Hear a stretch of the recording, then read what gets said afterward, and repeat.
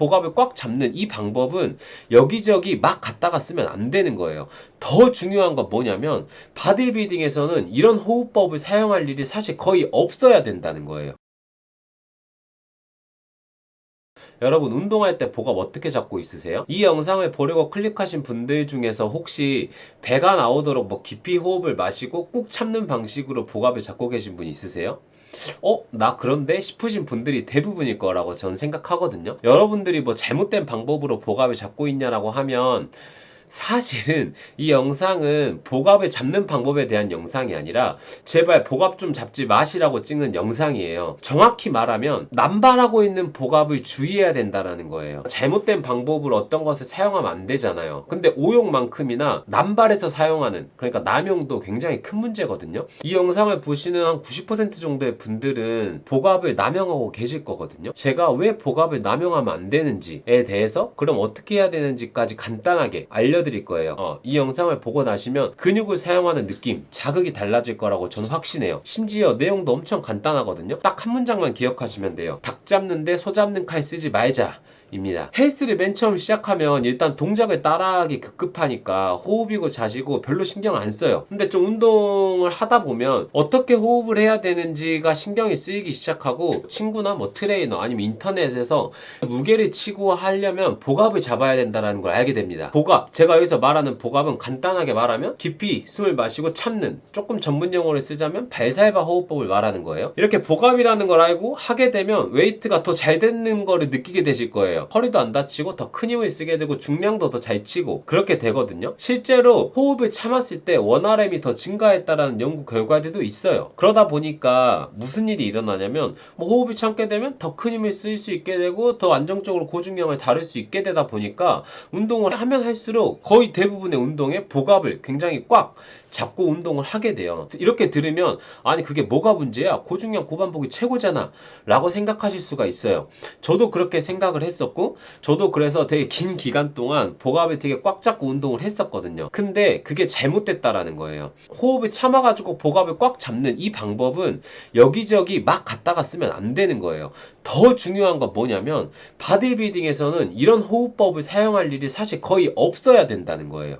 이런 말 아마 처음 들으실 거예요. 바디빌딩 할 때 복압을 거의 사용하면 안 된다고?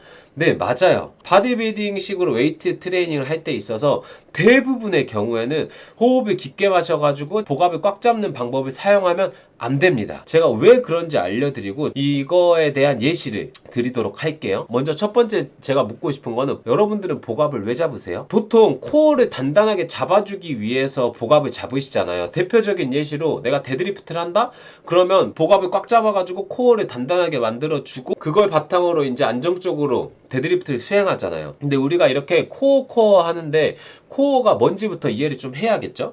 대부분의 분들한테 코어가 뭐라고 생각하세요? 라고 물어보면 대충 이런 거가 아닐까?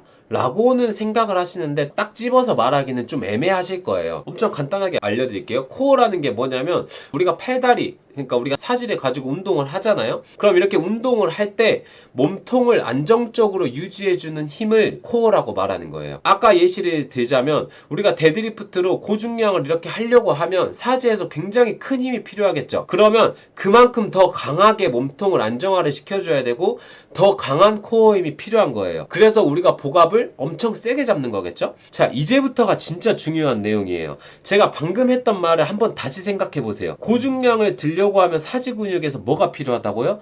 더 큰 힘이 필요하다고요. 그러면 그만큼 코어도 어때야 된다고요? 더 큰 힘이 필요하다. 왜 그렇죠?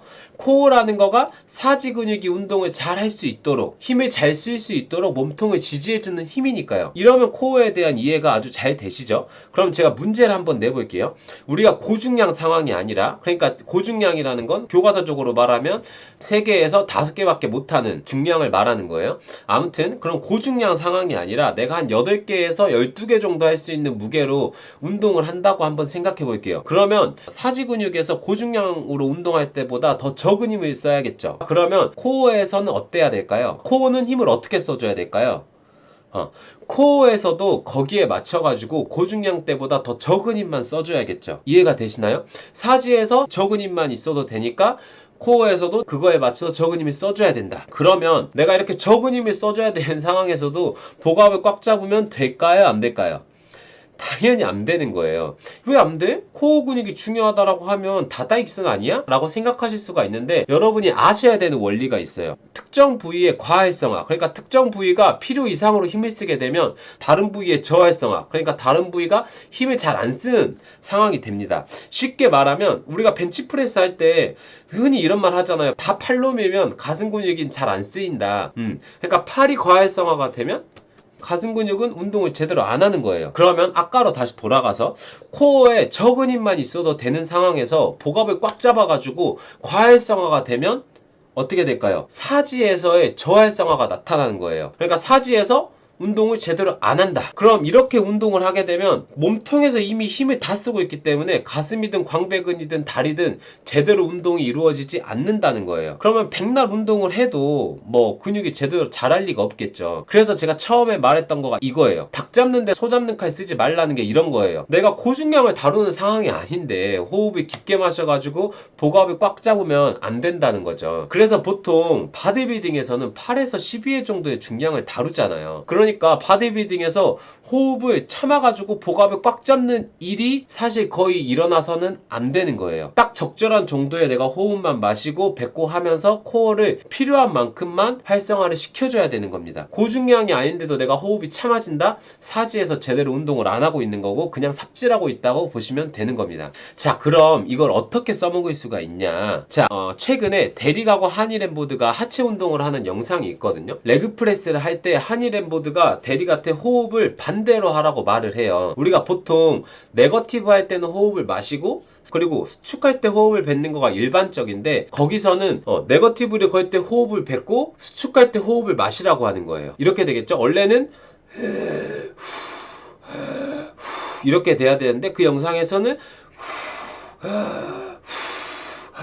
이렇게 운동하라고 시키는 거죠.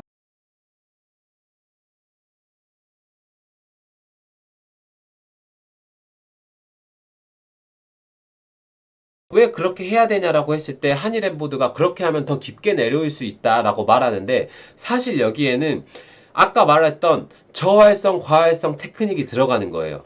우리가 레그프레스는 보통 몇 개 정도를 하냐면 12개에서 15개 이상씩 하잖아요. 그러니까 조금 저중량이라고 생각할 수가 있겠죠. 이렇게 저중량 상황에서는 코어 힘이 많이 필요가 없어요.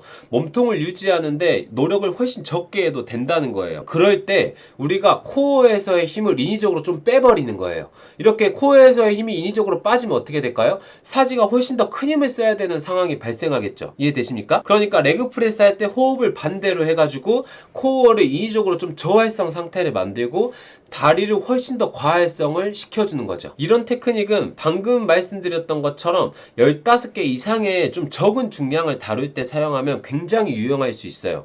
여러분도 당장에 써먹을 수 있는 거가 레터럴 레이즈 할 때 있잖아요. 이 레터럴 레이즈는 우리가 보통 15개 이상을 다룰 수 있는 저중량으로 많이 하잖아요. 이때 호흡을 한번 반대로 해보는 거예요. 원래 보통은 팔에 들어올릴 때 호흡을 뱉고 내려올 때 마신단 말이에요. 근데 호흡을 반대로 해가지고 팔을 들 때 호흡을 마시는 거죠.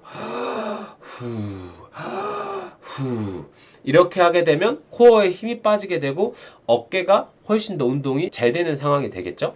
그래서 오늘 영상을 한마디로 요약하면 뭐다? 닭 잡는데 소 잡는 칼 쓰지 말자. 그러니까 무작정 호흡을 참아서 복압을 꽉 잡지 말고 필요한 만큼만 코어를 쓸 수 있도록 호흡을 잘 조정하자. 아시겠죠? 분명히 같이 운동하는 친구들 중에서 복압을 과하게 잡는 친구들이 있을 거예요. 진짜 100%입니다. 그 친구들한테도 이 영상 공유해 주셔가지고 여러분만 몸 좋아지지 마시고 다 같이 몸 좋아질 수 있도록 하셨으면 좋겠어요. 도움이 많이 되셨으면 좋아요 눌러주시고 이 영상 보고 이해가 잘 안 되시거나 평소 운동하면서 궁금하거나 이상한 거 있으시면 댓글 달아주세요. 그럼 필요한 경우에는 제가 이번처럼 이렇게 영상을 찍어서 알려드릴게요. 구독하고 기다리시면 이런 좋은 정보를 바로바로 받아보실 수가 있겠죠. 오늘도 영상 봐주셔서 고마워요.